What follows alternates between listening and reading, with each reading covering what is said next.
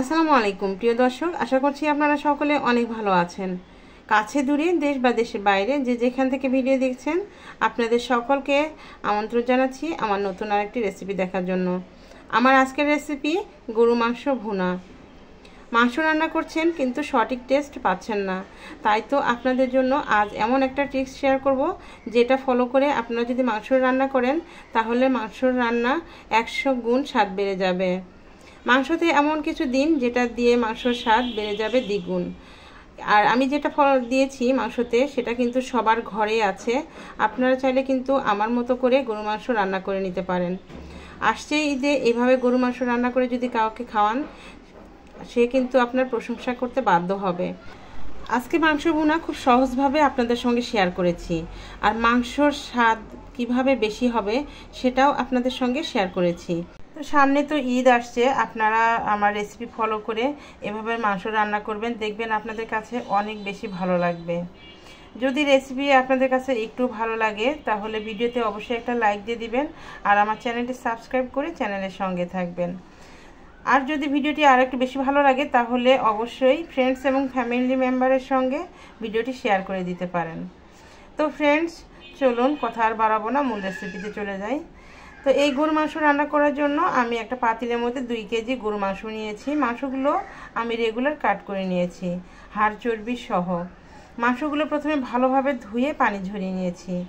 এরপর এর মধ্যে দিয়ে দিচ্ছি প্রায় 2 চামচ রসুন বাটা, প্রায় 2 চামচ আদা বাটা, আর দিচ্ছি এখানে 3টি তেজপাতা মাঝখানে কেটে দিয়েছি, একটা স্টার মশলা দিচ্ছি, 2টি কালো এলাচ দিয়ে দিচ্ছি বড়গুলো, আর দিচ্ছি 3টি দারচিনি স্টিক, 1 চামচ লবণ দিয়ে দিলাম, আপনারা আপনাদের স্বাদ অনুযায়ী দিয়ে দিবেন। আর দিচ্ছি প্রায় 2 চামচ জিরা গুঁড়া, প্রায় 1 চামচ ধনিয়া গুঁড়া, 1.5 চামচ দিচ্ছি গরম মশলা গুঁড়া। এই গরম মশলা গুঁড়াতে রয়েছে জয়ফল, জয়ত্রী, গোলমরিচ, লং আর সাদা এলাচ। সবগুলো আমি একটুখানি টেলে নিয়েছি, এরপরে গুঁড়ো করে নিয়েছি। সেখান থেকে 1.5 চামচ এখানে দিয়ে দিলাম। আর দিচ্ছি 1.5 চামচ হলুদের গুঁড়া, প্রায় 2 চামচ লাল মরিচের গুঁড়া, আর দিচ্ছি 1.5 কাপ পেঁয়াজ কুচি। এবার সবগুলো উপকরণ খুব ভালোভাবে মেখে নিতে হবে। এই মাংসতে স্পেশালি যে মশলাটা আমি দিব সেটা এখনই দিব না, সেটা একটু পরে দিতে হবে। তো মাংসগুলো আমি খুব ভালোভাবে মেখে নিচ্ছি যেন সবগুলো মশলা মাংসের সাথে খুব ভালোভাবে মিশে যায়। মাংসগুলো খুব ভালোভাবে মেখে নিয়েছি। এবার এর মধ্যে দিয়ে দিচ্ছি 1/2 কাপ সয়াবিন তেল। আমি যে মাংসটা নিয়েছি এই মাংসগুলো চর্বিযুক্ত ছিল, তাই তো তেলের পরিমাণটা একটু কম করে দিয়েছি। তেল দেওয়ার পরে আবারও খুব ভালোভাবে মেখে নিয়েছি।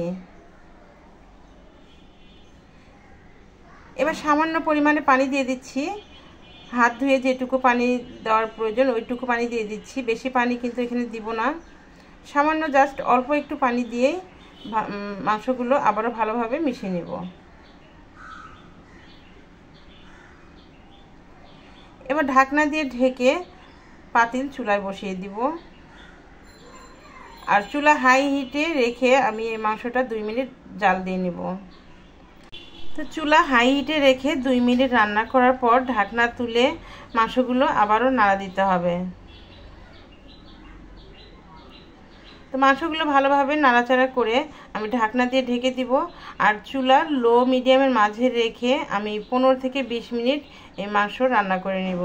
তবে এর মধ্যে মাঝে মধ্যে কিন্তু অবশ্যই নাড়া দিতে হবে যেন মাংসটা তলায় না লেগে যায়, মশলাগুলো যেন না পুড়ে যায়। তো আমি 20 মিনিট রান্না করে নিয়েছি, এরপর ঢাকনা তুলে আবারও নাড়া দিচ্ছি। তো আমি কিন্তু এই পর্যন্ত পানি দেইনি, প্রথমে যে পানি দিয়েছিলাম একটু সেই পানিতেই কিন্তু মাংসটা রান্না করে নিচ্ছি। তো এবার মাংসটা কিন্তু রান্না হয়ে গেছে, মানে পুরোপুরি সেদ্ধ হয়নি, 90% সেদ্ধ হয়েছে। এই পর্যায়ে আমি এখানে রসুন দিয়ে দিচ্ছি 5টি, আপনারা চাইলে রসুনটা স্কিপ করতে পারেন। তো রান্না কিন্তু এখনও আমার শেষ হয়নি।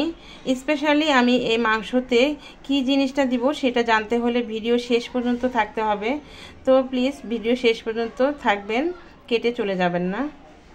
এরপর মাংসটা আবারও নাড়াচাড়া করে আমি এখানে ঝোলের পানি দিয়ে দিচ্ছি পরিমাণ মতো, যেন মাংস পুরোপুরি সেদ্ধ হয়ে যায় আর ঝোলটা যেন আমার পরিমাণে ঠিক থাকে। আর পানিটা কিন্তু অবশ্যই গরম পানি দিতে হবে। পানি দেওয়ার পরে চুলাটা আমি হাই হিটে রেখে আরও 2 মিনিটের জন্য রান্না করে নেব। তো 2 মিনিট রান্না করার পর চুলা আবারও লো মিডিয়ামের মাঝে রেখে ঢাকনা দিয়ে ঢেকে পুরোপুরি রান্নাটা করে নিতে হবে। আর মাঝে মাঝে কিন্তু অবশ্যই ঢাকনা তুলে নাড়া দিতে হবে। তো দেখুন মাংস কিন্তু এই পর্যায়ে অনেকটাই ঝোল আছে, আমি আরও কিছুটা ঝোল টেনে নিব। তো মাংসটা নাড়াচাড়া করে আমি আবারও ঢাকনা দিয়ে ঢেকে দিয়েছিলাম। আর দেখুন আমার মাংস রান্নার ফাইনাল লুকস কতটা লোভনীয় হয়েছে। তো আমি যে স্পেশালি যে জিনিসটা ব্যবহার করব সেটা এই পর্যায়ে দিয়ে দিব। মাংস পুরোপুরি সেদ্ধ যখন হয়ে যাবে সেই পর্যায়ে 1 চামচ চিনি দিলে কিন্তু এই মাংসর তরকারির টেস্ট অনেক বেড়ে যায়। তো আমি 2 কেজি মাংসের জন্য 1 চামচ চিনি দিয়েছি। 1 কেজি মাংসের জন্য হাফ চা চামচ চিনি দিলেই হবে। আপনারা ভাবছেন যে চিনি দিলে মাংসটা মিষ্টি হবে, একটু মিষ্টি হয় না। এই তরকারিটা খেতে কিন্তু অনেক বেশি মজা হয়। আপনারা একবার হলেও ট্রাই করে দেখবেন আপনাদের কাছেও অনেক অনেক ভালো লাগবে। তো চিনি দেওয়ার পরে চুলা একদম লো হিটে রেখে, মানে একদম কমিয়ে রাখবো, কমিয়ে রেখে আমি ঢাকনা দিয়ে ঢেকে আরও 10 মিনিট চুলার উপরে রেখে দিব।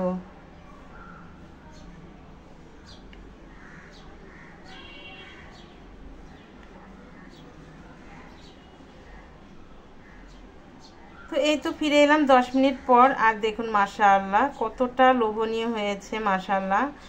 এই তরকারিটা খেতে যে এত যে মজা হয়, না খেলে আপনারা বুঝতে পারবেন না। যারা এইভাবে রান্না করেছেন কখনো তারা বুঝতে পারবেন যে এভাবে মাংস রান্না করলে কতটা মজা হয়। আর যারা খাননি তারা অবশ্যই এইভাবে একবার হলেও ট্রাই করবেন, দেখবেন আপনাদের কাছে কিন্তু অনেক বেশি ভালো লাগবে। তো সামনে ঈদে আপনারা আমার রেসিপি ফলো করে রান্না করে নিতে পারেন। মাংস যখন পুরোপুরি রান্না হয়ে যাবে, সম্পূর্ণ হয়ে যাবে, মাংস সিদ্ধ হয়ে যাবে, সেই পর্যায়ে 1 চামচ চিনি দিবেন, দিয়ে একদম 10-15 মিনিটের জন্য দমে রেখে দিবেন। দেখবেন সেই তরকারিটা খেতে কিন্তু অনেক বেশি মজা হয়। তো দেখে বুঝতে পাচ্ছেন মাংসটা কতটা লোভনীয় হয়েছে মাশাআল্লাহ। তো আমার রেসিপি কেমন হয়েছে ফ্রেন্ডস অবশ্যই কমেন্ট করে জানাবেন। আর যদি আমার রেসিপি আপনাদের কাছে ভালো লাগে তাহলে লাইক শেয়ার করবেন, আর অবশ্যই আমার চ্যানেলটি সাবস্ক্রাইব করে আমার চ্যানেলের সঙ্গে থাকবেন। আর যে বন্ধুরা সাবস্ক্রাইব করেছেন আপনাদেরকে অসংখ্য অসংখ্য ধন্যবাদ জানাচ্ছি। তো ফ্রেন্ডস আজকের মতো এই পর্যন্তই, দেখা হবে আবার নতুন কোনো এপিসোডে। সে পর্যন্ত সবাই ভালো থাকবেন, সুস্থ থাকবেন। আল্লাহ হাফিজ।